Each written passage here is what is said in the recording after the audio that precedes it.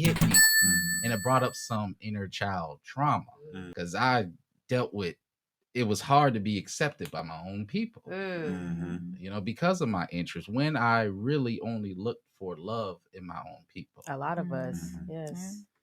So I want to know y'all perspectives in regards to that video. Have y'all dealt with the same thing, seen brothers or sisters?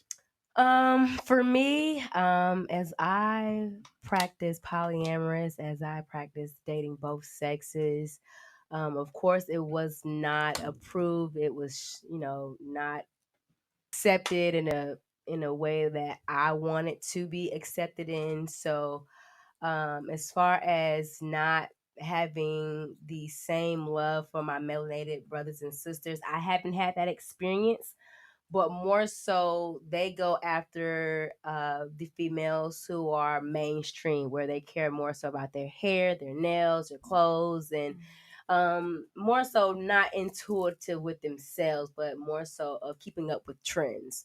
So I did feel outcasted, where I'm like, okay, well, I have all the qualities of a divine feminine woman, but why am I not getting the I guess the alignment for the same as the men and the women as well? I felt like the outcast back in high school, and I accepted it. Like, I'm just gonna always be me, regardless of if you don't accept it or not.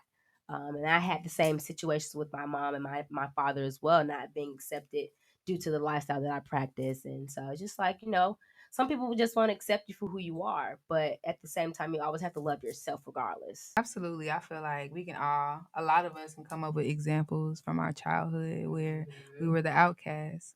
One, just being melanated individuals, but then we had our own culture of like our own struggle, our own personal struggle. So I hear with you, it was being a nerd who wanted to have a melanated queen, but they were not into you.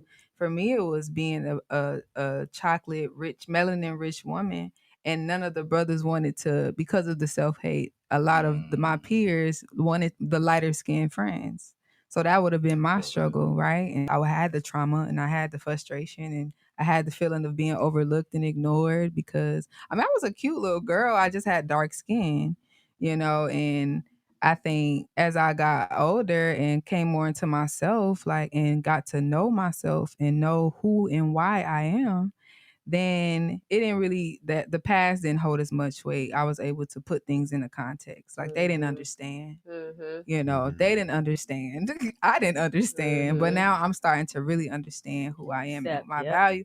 So now it's like I can look back and laugh and be like, dang, I really thought I was ugly. Like, but it wasn't me thinking it was the conditioning. So yeah, I've definitely dealt with something similar, but having to transmute that, to recognize who you are.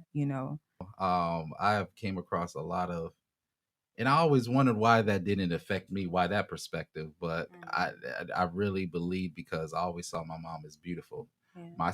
My skin tone is the same skin tone my mom. Seeing though a lot of my other brothers that was dark skinned, I heard those comments a lot. I saw that.